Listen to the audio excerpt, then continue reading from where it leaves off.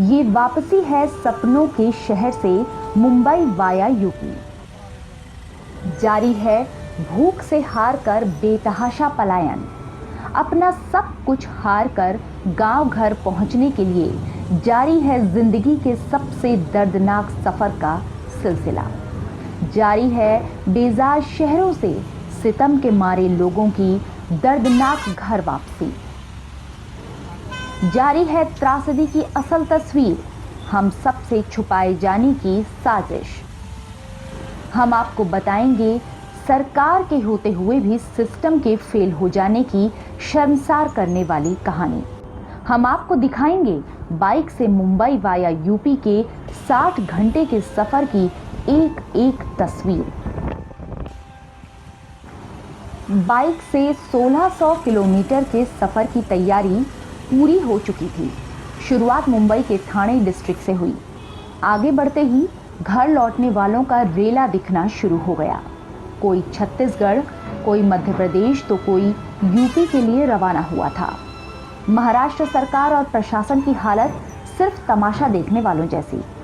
लोगों के पलायन से उन्हें ना कोई ऐतराज, ना ही उनकी तरफ से कोई रोक टोक। ऑटो में, ठेले पर और ट्रकों में जानवरों की तरह ठूंस कर ऐसे ही हो रही है लोगों की वापसी। इन लोगों से भरी गाड़ियों में सोशल डिस्टेंसिंग की बात तो आप भूल ही जाइए।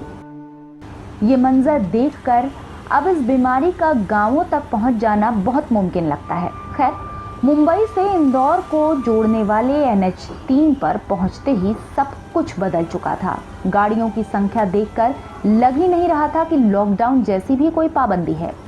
आम दिनों से कहीं ज्यादा वाहनों की आवाजाही। क्या अमीर, क्या गरीब, हर कोई ऐसे ही सफर करने को मजबूर। कई गाड़ियों में तो मुसाफिरों की तादाद इतनी ज्यादा कि सांस लेना दूभर।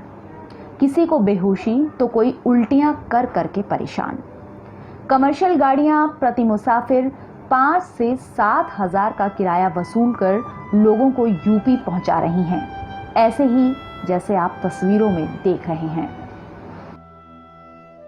तपती धूप में जब आखिरी सांस उखड़ने लगती है, पैरों की सूजन डरावनी शक्ल ले लेती है, खून का एक एक कतरा सूख जाता है और मंजिल तक पहुंचने की जंग हार जाने का ख्याल हावी हो जाता है, तो ऐसे ही थक कर बैठ जाते हैं पैदल चलने वाले मुसाफिर। सूखे हलक और शरीर को खाक करती पेट की भूख की आग को झेलते इन बहादुरों की मंजिल अभी बहुत दूर है।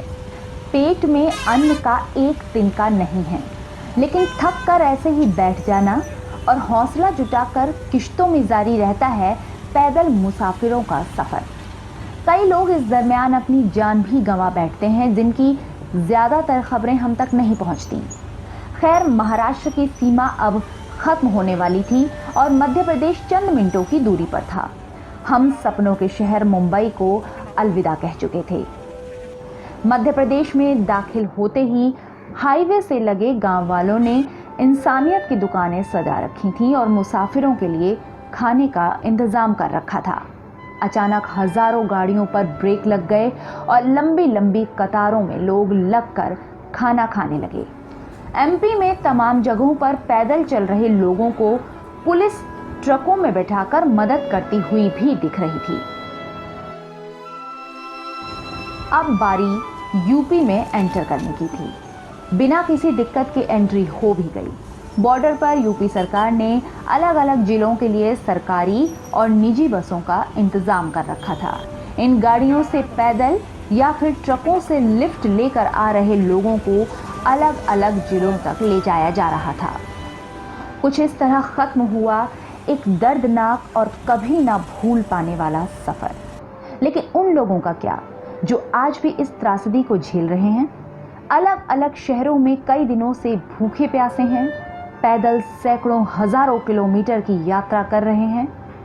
सच मानिए, ये संकट, ये त्रासदी बहुत बड़ी है, जिसकी असली सूरत, असली तस्वीर हमारे सामने नहीं आ पा रही है।